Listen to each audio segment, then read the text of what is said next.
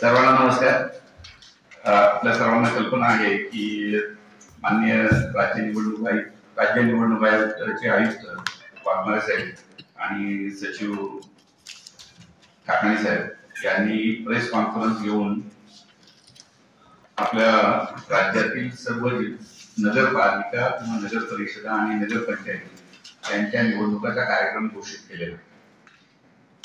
त्या कार्यक्रम घोषणेनुसार आपल्या जिल्ह्यातल्या 9 नगर परिषदा किंवा नगरपालिका आणि 1 नगरपंचायत यांच्या निवडणुकाचाही कार्यक्रम घोषित केलेला. काल खरं तर लगेच आपण प्रेस कॉन्फरन्स घेऊन आपल्याला सगळी माहिती देणं अपेक्षित होतं, परंतु काल लगेच काही आपल्याला प्रेस कॉन्फरन्स घेता आली नाही, कारण परवाच्या दिवशी सायंकाळी 4 वाजताची ती प्रेस कॉन्फरन्स होती आणि थोडी माहिती कलेक्ट करून मग नंतरच आपण प्रेस कॉन्फरन्स घ्यावी या उद्देशाने आज आपल्याला निमंत्रित केलेलं आहे. आपण सर्वजण आलात त्याच्याबद्दल आपले आभार आणि आपलं स्वागतही आहे. आता आपल्या सगळ्यांच्या समोर हा निवडणुकीचा कार्यक्रम ऑलरेडी कंप्लीट झालेला तो आहे, परंतु आपल्या मार्फत परत एकदा आपल्या जिल्ह्यातल्या किंवा नगरपालिका नगर परिषदा ज्यांची निवडणूक आहे त्या कार्यक्षेत्रातल्या मतदारांच्या पर्यंत नागरिकांच्या पर्यंत हा कार्यक्रम जाणं आवश्यक आहे. त्यासाठी मी परत एकदा या कार्यक्रमामधील महत्वाच्या ज्या तारखा आहेत त्याचं वाचन करतोय. 31 ऑक्टोबरला आपल्याकडे मतदान केंद्रनिहाय मतदारांची यादी तयार करून प्रसिद्ध करण्यात आलेली आहे. त्यानुसार आपल्या नागरी स्थानिक स्वराज्य संस्था ज्यांच्या निवडणुका आहेत त्याच्यामधली एकूण मतदान केंद्राची संख्या, त्याच्यातली मतदारांची संख्या आणि केंद्रांची संख्या ही आपल्याला मी नंतर सांगतो, परंतु 31/10 ही प्रसिद्ध करण्यात आली आहे. आज आपण सर्वांनी पाहिलेलं असेल की स्थानिक वर्तमानपत्रामध्ये आपली निवडणुकीची अधिसूचना प्रसिद्ध झाली आहे. 6/11 रोजी प्रसिद्ध करायची होती, ती ऑलरेडी प्रसिद्ध झाली आहे. नॉमिनेशनची कार्यवाही जी आहे, ज्याची सगळेजण वाट बघत असतात, ती 10/11 म्हणजे 10 नोव्हेंबर पासून 17 नोव्हेंबर पर्यंत करता येणार आहे. याचा कालावधी विशेषतः लक्षात घेणं आवश्यक आहे. तो म्हणजे शेवटच्या दिवशी दुपारी 2 वाजेपर्यंत जे उमेदवार असणार आहेत त्यांना ऑनलाईन अर्ज भरता येणार आहे आणि त्या ऑनलाईन अर्जाची प्रिंट काढून 3 वाजेपर्यंत निवडणूक निर्णय अधिकारी यांच्या कार्यालयामध्ये किंवा आज अधिसूचना जी प्रसिद्ध झालेली आहे त्या अधिसूचनेनुसार ज्या ठिकाणी नामनिर्देशन पत्र दाखल करता येणार आहे त्या ठिकाणी दुपारी 3 वाजेपर्यंत नामनिर्देशन पत्र दाखल करता येणार. माझी आपणाला विनंती आहे की हे सर्व संभाव्य उमेदवार, राजकीय पक्ष, त्यांचे प्रतिनिधी किंवा नागरिक यांच्यापर्यंत जाणं आवश्यक आहे की सगळ्या उमेदवारांनी सुरुवातीला राज्य निवडणूक आयोगाने जी वेबसाईट दिलेली आहे त्या वेबसाईटवर ऑनलाईन अर्ज भरणं आवश्यक आहे. ती अंतिम मुदत 2 वाजेपर्यंत 17 तारखेला असणार आहे. त्याची प्रिंट काढून आपल्याला 3 वाजेपर्यंत निवडणूक निर्णय अधिकारी यांच्याकडे दाखल करायचे. म्हणजे दोन्ही वेळा सारख्या नाहीत. निवडणूक निर्णय अधिकारी यांच्या कार्यालयात दाखल करण्याची अंतिम मुदत 3 वाजेपर्यंत आहे 17 तारखेला, परंतु ऑनलाईन करण्याची मुदत 2 वाजेपर्यंत. ऐन वेळेस घाई होऊ नये म्हणून सगळ्यांनी अगोदर ऑनलाईन फॉर्म भरून ठेवला तर अडचण येणार, कारण परत वेबसाईटवर किंवा मला स्पीड मिळाला नाही, ऑनलाईन वर सबमिटच होऊ शकला नाही वगैरे अशी तक्रार राहू नये म्हणून माझी विनंती असणार आहे की ऑनलाईन फॉर्म अगोदर भरून ठेवू शकतात. ऑनलाईन कधीही भरला जाऊ शकतो, त्याला कार्यालय वेळेचाही काही बंधन असणार नाही. त्यामुळे तुमच्या सोयीनुसार स्पीड मिळेल त्यावेळेस भरून ठेवला, प्रिंट काढून ठेवली, दाखल करायला आपल्याला अंतिम मुदत आपल्याला पाळावी लागेल. रविवारच्या दिवशी कुठलीही नामनिर्देशन पत्र स्वीकारले जाणार नाहीये. त्यानंतर छाननी हा सगळ्यात महत्वाचा विषय असतो की जो निवडणूक निर्णय अधिकारी यांना स्वतः करायचा असतो. त्यावेळेस ज्यांनी अर्ज दाखल केलेला आहे ते उमेदवार असतील किंवा त्यांचा एक प्रतिनिधी असेल, यांना निवडणूक निर्णय अधिकारी यांच्या कार्यालयामध्ये उपस्थित राहून या प्रक्रियेमध्ये सहभागी होता येतं. ती छाननी जी आहे ती 18 नोव्हेंबरला सकाळी 11 वाजता सुरू होणार. ज्या वेळेपर्यंत चालू राहील तोपर्यंत ती चालू राहील आणि त्यानंतर मग वैधरित्या नामनिर्देशित उमेदवारांची यादी निवडणूक निर्णय अधिकारी प्रसिद्ध करतील. त्यांच्या नोटीस बोर्डवर प्रसिद्ध करतील आणि आयोगाच्या वेबसाईटवर. नामनिर्देशन पत्र मागे घेण्याचा जो आयोगाने घोषित कार्यक्रम केलेला आहे त्यानुसार 19/11 ते 21/11/2025 दुपारी 3 वाजेपर्यंत तो कालावधी आहे. म्हणजे 21 नोव्हेंबरला दुपारी 3 वाजेपर्यंत आपल्याला नामनिर्देशन मागे घेता येईल. आता याच्यामध्ये थोडासा बदल असा असतो की ज्या प्रकरणामध्ये कॉम्पिटंट कोर्टामध्ये अपील दाखल होईल, म्हणजे एखाद्या उमेदवाराचं नामनिर्देशन पत्र फेटाळलं किंवा एखाद्याचं स्वीकारलं गेलेलं आहे परंतु इतर कोणाला त्याच्यावर आक्षेप आहे, अशा व्यक्तीला किंवा राजकीय व्यक्तीला किंवा त्याच्या प्रतिनिधीला किंवा उमेदवाराला आक्षेप घ्यायचा असेल तर कॉम्पिटंट कोर्टमध्ये तो घेता येतो. आणि जर अशा ठिकाणी कोर्ट केस झालेली असेल तर विड्रॉलला त्यांनी जास्तीचा कालावधी दिलेला आहे, तो म्हणजे 25 तारखेपर्यंत आहे. 21च्या ऐवजी 25 तारखेपर्यंत विड्रॉल अशा प्रकरणामध्ये करता येणार. आणि म्हणून चिन्ह वाटप करण्याचा जो कालावधी आहे किंवा चिन्ह कोणत्या दिवशी देणार आहे तर 26 तारखेला 26 नोव्हेंबर 2025 रोजी चिन्ह वाटप होणार आहे. आणि चिन्ह वाटप करून अंतिमरित्या निवडणूक लढविणाऱ्या उमेदवारांची यादी प्रसिद्ध करणार आहे 26 तारखेला. ठीक आहे.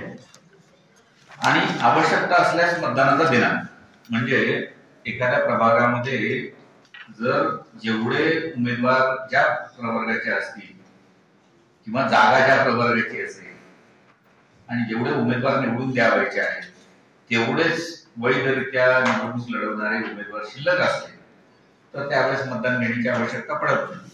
आणि मतदान घेण्याची आवश्यकता असेल तर 2 डिसेंबर रोजी सकाळी 7:30 ते सायंकाळी 5:30 या कालावधीमध्ये निवडणूक किंवा मतदान होणार. आणि मतमोजणी लगेच दुसऱ्या दिवशी सकाळी 10 वाजल्यापासून होणार सगळ्या स्थानिक स्वराज्य संस्थांकरिता. आता ही मतमोजणी कुठे होणार आहे हे आजच्या अधिसूचनेमध्ये आपण प्रत्येक स्थानिक स्वराज्य संस्थेकरता ते ठिकाण घोषित केलेलं आहे. ठीक आहे. आता एकूण सर्व 10 ज्या स्थानिक स्वराज्य संस्था आहेत याच्यामध्ये 3,86,455 मतदार आहेत. याच्यामध्ये पुरुष मतदारांची संख्या 1,91,464 आहे. महिला मतदारांची संख्या 1,94,732 आहे. आणि इतर ज्यांनी महिला किंवा पुरुषाचं सूत्र घोषित केले नाही ते 59 आहे. एकूण मतदान केंद्र जी आहेत ती 437 आहे. आता प्रत्येक स्थानिक स्वराज्य संस्थानिहाय प्रभागाची संख्या, मतदारांची संख्या, त्यातले पुरुष, स्त्री आणि इतर मतदारांची संख्याचा चार्ट आपल्याकडे आहे. ते आम्ही तुम्हाला ग्रुपवर देतो. सगळे वाचून दाखवली तर ते बराच वेळ पण लागेल आणि तुम्हाला पण त्यासाठी लिंक बसावं लागेल. तर ही सगळी आपल्याकडे यादी तयार आहे किंवा चार्ट तयार आहे, तो तुम्हाला ग्रुपवर टाकतोय, तो आपण विचारात घ्यावा. ठीक आहे. आता आचारसंहिता ज्या वेळेस माननीय निवडणूक आयुक्त यांनी घोषणा केली निवडणुकीची तेव्हाच लागू झालेला आहे. आणि आचारसंहिता संपणार कधी आहे तर ज्या वेळेस निवडणुकीचा निकाल घोषित होईल त्यावेळेस आचारसंहिता संपुष्टात येईल. 3 तारखेला मतमोजणी आहे आणि त्याच दिवशी निकाल लागणं अपेक्षित आहे. अंतिमरित्या सर्व जागांचे निकाल त्याच वेळेस निवडणूक निर्णय अधिकारी घोषित करतील. ज्या आता प्रत्येकाची वेळ त्याप्रमाणे ठरेल. म्हणजे 3 तारखेपर्यंत तरी आचारसंहिता आपल्याकडे असणार आहे. आता फक्त आपल्याकडे नागरी स्थानिक स्वराज्य संस्थांच्या निवडणुका घोषित झालेल्या आहेत. एकूण 16 नागरी स्थानिक स्वराज्य संस्था आहेत आपल्याकडे. 10 नगर परिषद आहेत, 6 आपल्याकडे नगरपंचायती आहेत. तर 16 पैकी 10 नगर परिषदा ज्या आहेत त्याच्यापैकी 9ची निवडणूक लागलेली आहे आणि 6 नगरपंचायती ज्या आहेत त्याच्यापैकी एका म्हणजे मेढा नगर नगरपंचायतीची निवडणूक आहे. 9 नगरपालिका ज्या आहेत त्याच्यामध्ये महाबळेश्वर आहे, पाचगणी आहे, फलटण आहे, म्हसवड आहे, रहमतपूर आहे, कराड आहे, मलकापूर आहे आणि सातारा, बरोबर, आणि मेढा नगरपंचायत. उर्वरितच्या 5 नगरपंचायती आहेत त्याची कालावधी शिल्लक असल्यामुळे त्याची काही निवडणूक नाहीये. आणि एक नगरपालिका कोणती राहिली शिल्लक जी निवडणूक आहे सगळं ठीक. आचारसंहितेच्या कालावधीबद्दल आपण सांगितलं, कार्यक्षेत्र सांगितलं. सगळ्यात महत्वाचं जे आहे ते म्हणजे सर्व उमेदवारांनी राजकीय पक्षांनी जी गोष्ट लक्षात घेणं आहे ती म्हणजे जाहीर प्रचाराचा जो कालावधी आहे तो मतदानाच्या दिनांकापूर्वी 24 तास अगोदर मध्यरात्री 12ला संपतो. आपला मतदानाचा दिनांक आहे 2 डिसेंबर. त्याच्यामुळे 30चा महिना आहे ना, 30ला रात्री 12 वाजता प्रचार संपेल. ठीक आहे. म्हणजे तसा पाहिला तर ध्वनिक्षेपाचा वापर जो आहे सार्वजनिक ठिकाणी रात्री 10ला संपतो, प्रत्यक्षात 10ला संपेल. त्याच्यानंतर नामनिर्देशन पत्राचं संकेतस्थळ जे आहे ते आवर्जून आपण आपल्या माध्यमातून सगळ्यांपर्यंत पोहोचवलं पाहिजे.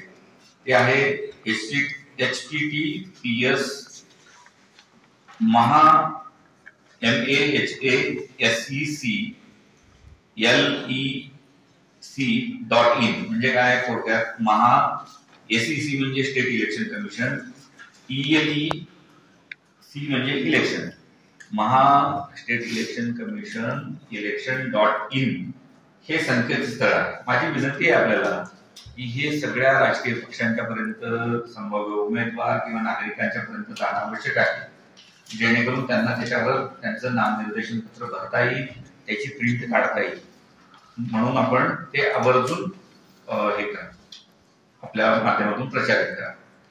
दुसरी गोष्ट सगळ्यात महत्वाची आहे ती म्हणजे राखीव जागेमधनं जे उमेदवार निवडणूक लढवू इच्छितात त्यांच्यासाठी जात प्रमाणपत्र आणि जात वैधता प्रमाणपत्र सादर करणे आवश्यक आहे. पण एखाद्याकडे जर जात वैधता प्रमाणपत्र उपलब्ध नसेल तर राज्य सरकार ज्या ज्या कालमर्यादेपर्यंत हे सादर करण्याची मुदत देणार आहे तोपर्यंत ते सादर करणार. आता नामनिर्देशन पत्रासोबत राखीव जागेवर निवडणूक लढवायची असल्यास त्यांनी जातीचं प्रमाणपत्र सादर करणं बंधनकारक आहे. जात वैधता प्रमाणपत्र असेल तर ते सादर करता येईल त्यांना, आणि प्रमाणपत्र नसलं तर त्यांना जात प्रमाणपत्रासाठी ज्या समित्या आहेत त्या समित्याकडे अर्ज सादर केल्याची पावती सादर करणं बंधनकारक आहे. ठीक आहे. त्याच्यानंतर उमेदवार निवडून आल्याचं घोषित केल्याच्या दिनांकापासून त्याला 6 महिन्यापर्यंत ते प्रमाणपत्र सादर करता, वैधता प्रमाणपत्र सादर करता येईल. जर सादर केलं नाही तर त्याची निवड ही पूर्वलक्षित प्रभावाने निरस्त असल्याचं घोषित करता येईल. परंतु अधिनियमामध्ये जर काही त्याच्यापूर्वी अमेंडमेंट झाली तर जी काही असेल ती अमेंडमेंट लागू होईल. मतदारांसाठी राज्य निवडणूक आयोगाने एक संकेतस्थळ तयार केलेलं आहे. आपण सगळ्यांनी एक लक्षात घेतलं पाहिजे की मूळ मतदार यादी जी असते ती केंद्रीय निवडणूक आयोगाने त्या त्या विधानसभा मतदारसंघासाठी तयार केलेली मतदार यादी असते. विधानसभा मतदारसंघासाठी मतदार नोंदणी अधिकारी आणि सहाय्यक मतदार नोंदणी अधिकारी घोषित केलेले असतात, आणि ते बीएलओच्या माध्यमातून अर्ज स्वीकृत करून किंवा ऑनलाईन आलेल्या अर्जांची स्वीकृती किंवा त्यावर निर्णय करून विधानसभेसाठीची यादी तयार करत असतात. आपल्याकडे 2 प्रकारचे निवडणूक आयोग आहेत. एक भारत निवडणूक आयोग किंवा केंद्रीय निवडणूक आयोग आहे, ज्याच्या माध्यमातून लोकसभा आणि तुमच्या विधानसभेच्या निवडणुका, त्याचबरोबर विधान परिषदेच्या निवडणुका होत असतात, राज्यसभेच्या निवडणुका होत असतात. आणि स्थानिक स्वराज्य संस्था ज्यामध्ये महानगरपालिका, नगरपालिका, नगरपंचायती या नागरी स्थानिक स्वराज्य संस्था आणि ग्रामीण स्थानिक स्वराज्य संस्था ज्यामध्ये जिल्हा परिषद, पंचायत समिती आणि ग्रामपंचायत यांचा समावेश होतो, यांच्या निवडणुका घेण्यासाठी राज्य निवडणूक आयोग ही संस्था आहे. या दोन्ही वैधानिक संस्था आहेत, परंतु या दोन्ही स्वतंत्र संस्था आहेत. या दोन्ही स्वतंत्र संस्था असल्यामुळे त्या एकमेकाच्या अधीनस्थ काम करत नाही. म्हणजे हा कृपया गैरसमज असू नये की केंद्रीय निवडणूक आयोगाच्या अंतर्गत राज्य निवडणूक आयोग काम करतो. राज्य निवडणूक आयोग ही स्वतंत्र वैधानिक संस्था आहे, त्याला घटनेने दिलेले स्वतंत्र अधिकार आहेत आणि तो फक्त स्थानिक स्वराज्य संस्थांच्या निवडणुकाशी संबंधित कामकाज पार पाडत असतो. परंतु स्थानिक स्वराज्य संस्थांच्या निवडणुकीकरिता मतदार यादी जी वापरली जाते ती भारत निवडणूक आयोगाने जी विधानसभेची मतदार यादी तयार केलेली असते ती ती त्यांच्या परवानगीने वापरली जाते. या स्थानिक स्वराज्य संस्थांकरिता राज्य निवडणूक आयोगाने भारत निवडणूक आयोगाच्या परवानगीने जी यादी वापरायचं ठरवलेलं आहे त्यासाठी जो दिनांक अधिसूचित केलेला आहे तो आहे 1 जुलै 2025. भारत निवडणूक आयोगाने ज्या याद्या पुरवलेल्या आहेत राज्य निवडणूक आयोगाला या निवडणुकांसाठी वापरण्यासाठी त्या 1 जुलै 2025 आहेत. त्या दिवशी विधानसभेच्या मतदार यादीत ज्यांचं नाव समाविष्ट असेल त्यांची नावं स्थानिक स्वराज्य संस्था ज्यांची निवडणूक होणार आहे त्यांच्याकरिता ज्या याद्या अंतिमरित्या प्रसिद्ध झालेल्या आहेत त्याच्यामध्ये असणं अपेक्षित आहे आणि ती असल्याची खात्री आपण केलेली आहे. त्याच्यामध्ये कुठलीही नावं नव्यानं समाविष्ट करण्याचा किंवा असलेली नावं डिलीट करण्याचा अधिकार राज्य निवडणूक आयोगाला नाही. म्हणून राज्य निवडणूक आयोगाच्या वतीनं आता जे अधिकारी काम करणार आहेत निवडणूक निर्णय अधिकारी म्हणून असतील, सहाय्यक निवडणूक निर्णय अधिकारी असतील, त्यांना किंवा मतदार यादी जे तयार करणारे मुख्याधिकारी आहेत त्यांना त्याच्यामध्ये फेरबदल करण्याचा अधिकार नाही. परंतु वेगवेगळ्या पक्षांकडनं किंवा उमेदवारांकडनं व्यक्तीकडनं राज्य निवडणूक आयोगाकडे जे आक्षेप मतदार यादीच्या अनुषंगाने दाखल झालेले होते, जे निवेदनं दाखल झालेली होती त्या अनुषंगाने राज्य निवडणूक आयोगाने दुबार मतदारांच्या अनुषंगाने काही आदेश निवडणूक निर्णय अधिकारी आणि मुख्याधिकारी यांना दिलेले आहेत. ते म्हणजे संभाव्य दुबार नावांच्या बाबत दक्षता घेणे. जी यादी प्रसिद्ध झालेली आहे त्यांच्यामध्ये जी नावं इलेक्ट्रॉनिकली आपल्याला सर्च करून दुबार सापडलेली आहेत त्यांच्या नावासमोर डबल स्टार प्रिंट करण्यात आले. या संदर्भाने निवडणूक निर्णय अधिकारी आणि त्याच्या अधीनस्थ काम करणारे सहाय्यक निवडणूक अधिकारी किंवा मुख्याधिकारी यांनी अशा मतदारांशी संपर्क करायचा आहे. त्यांच्याकडनं एक फॉर्म भरून घ्यायचा आहे की ते नेमके दोन्ही व्यक्ती कुठल्या ठिकाणी काम करणार आहेत. मतदार नोंदणी अधिकारी निवडणूक निर्णय अधिकारी जे मतदान केंद्राध्यक्ष असणार आहेत त्यांना पण ती यादी पुरवतील. ज्या ठिकाणी त्यांनी प्रेफरन्स दिलेला तिथेच त्याला मतदान करता येईल, दुसऱ्या ठिकाणी त्यांना मतदान करता येणार नाही. आणि विशेष दक्षता त्याची त्या दिवशी घेण्यात येईल की त्यांनी दुबार मतदान कुठल्याही परिस्थितीमध्ये चूक करणार नाही याची ते काळजी घेतील. स्थळ आयोगाने तयार केलेलं आहे ते आहे mahaSECvoterlist.in mahaSECvoterlist.in mahaSECvoterlist.in याच्यावर ऑनलाईन आपल्याला नावांचं सर्च करण्याचं मॉड्यूल उपलब्ध करून दिलेलं आहे. त्या स्थानिक स्वराज्य संस्थेचं नाव टाकलं, तुमचं नाव टाकलं किंवा तुमचा इपिक नंबर टाकला तर तुम्हाला तुमचं नाव कुठल्या मतदान केंद्रामध्ये आहे त्या स्थानिक स्वराज्य संस्थेच्या त्याचं ठिकाण कुठलं आहे हे शोधता येईल आणि त्या ठिकाणी जाऊन तुम्हाला मतदान करता येईल. मतदान हे आपल्याला इलेक्ट्रॉनिक वोटिंग मशीनवरच घ्यायचं आहे. बऱ्याच लोकांचा संभ्रम असण्याची शक्यता आहे किंवा शंका असण्याची शक्यता आहे. ज्याप्रमाणे लोकसभेला किंवा विधानसभेला व्हीव्हीपॅट हे यंत्र वापरलं जातं तर ते या निवडणुकीसाठी वापरलं जाणार नाही. राज्य निवडणूक आयोगाने त्यांच्या प्रेस कॉन्फरन्समध्ये हे क्लिअर केलेलं आहे. कारण राज्य निवडणूक आयोगाची मतदान यंत्र वेगळी आहेत, केंद्रीय निवडणूक आयोग किंवा भारत निवडणूक आयोगाची मतदान यंत्राचा फॉर्मॅट वेगळा आहे किंवा त्यांचा मेक वेगळा आहे. बघा आपण एक लक्षात घ्या की दोन्ही निवडणूक आयोगाच्या कामकाजाची पद्धत किंवा ही वेगळी एवढ्या मर्यादितच आहे ती म्हणजे आपल्याकडे मल्टिपल उमेदवारांना निवडून द्यायचं असतं. भारत निवडणूक आयोगाची निवडणूक ही एका उमेदवारासाठी होत असते. त्याप्रमाणे त्यांनी यंत्र विकसित केलेलं आहे. पण स्थानिक स्वराज्य संस्थेच्या निवडणुकीमध्ये काही वेळेस 2 असतात, काही वेळेस 3 असतात, आता काही वेळेस 4 पण असतात.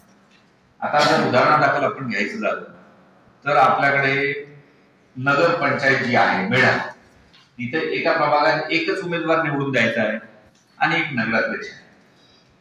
म्हणजे तिथे किमान 2 मतपत्रिका एका वेळेस एका मतदान यंत्रासाठी राहणार आहेत. म्हणजे एका मतदाराला 2 मतं देण्याचा अधिकार असणार आहे एका बोर्डातल्या. समजा सातारा नगर परिषदेचं उदाहरण घेतलं आपण तर एकूण जागा 50 आहे. वॉर्डची संख्या किंवा प्रभागांची संख्या म्हटलं तर 25 आहे. म्हणजे सगळ्या प्रभागामध्ये किमान 2 जागा आहेत आणि नगराध्यक्ष असणार. म्हणजे प्रत्येक मतदाराला तिथं 3 मतं देण्याचा अधिकार असणार. परंतु काही नगरपालिकांच्या बाबतीमध्ये इव्हन नंबर नाहीये, म्हणजे समसंख्या नाहीये याची नगरपालिका सदस्यांची किंवा नगरसेवकांची, तिथं ऑड नंबर आहे. तर त्या ठिकाणी एका प्रभागामध्ये 2च्या ऐवजी 3 नगरसेवक निवडायचे किंवा तुम्हाला सदस्य निवडायचे, तर त्या ठिकाणी 3 निवडायचे सदस्य आणि नगराध्यक्ष असे 4 लोकांना निवडायचे. तर 4 मतदान करावं लागणार आहे. आणि कदाचित त्या ठिकाणी आरक्षण कसं आहे त्याच्यानुसार त्यांच्या मतपत्रिकांची संख्या पण बदलेल. म्हणजे खुला असू शकतो, एखादा नावापरा असू शकेल, एखादा महिला असू शकेल, नगराध्यक्ष असू शकेल. म्हणजे 3 किंवा 4 प्रकारच्या मतपत्रिका असू शकतील, 3 प्रकारच्या असू शकतील, 2 प्रकारच्या किंवा 3 तरी किमान असणार आहे, कारण महिला पण असणार आहे आणि इतर आरक्षण पण असणार आहे. तर त्याच्यामुळे तुम्हाला मल्टिपल उमेदवार निवडवायचे असल्यामुळे राज्य निवडणूक आयोगाने त्याप्रमाणे त्यांच्या मतदान यंत्रांचं विकसन करून घेतलेलं आहे बेल आणि त्या संस्थांकडून. त्यामुळे आपण केंद्रीय निवडणूक आयोगाच्या मतदान यंत्राचा वापर करत नाही आणि व्हीव्हीपॅटचा पण वापर करत नाही. म्हणून राज्य निवडणूक आयोगाने स्वतः विकसित केलेली किंवा स्वतःसाठी विकसित करून घेतलेली मतदान यंत्र किंवा इतर राज्यामध्ये स्थानिक स्वराज्य संस्थांच्या निवडणुकीसाठी त्या राज्याचा जो काही निवडणूक आयोग आहे त्यांनी विकसित केलेली यंत्र जी आपल्यासारखीच आहे त्यांचा वापर आपण करणार आहोत. आता उमेदवारांसाठी किंवा राजकीय पक्षांसाठी जो महत्वाचा मुद्दा असतो तो म्हणजे त्यांना खर्चाची मर्यादा काय असणार. तर आयोगाने या निवडणुकांसाठी खर्चाच्या मर्यादेमध्ये वाढ केलेली आहे आणि थेट नगराध्यक्ष पदाची निवडणूक असल्यामुळे त्याच्यामध्ये पूर्वीपेक्षा वाढ केली आहे.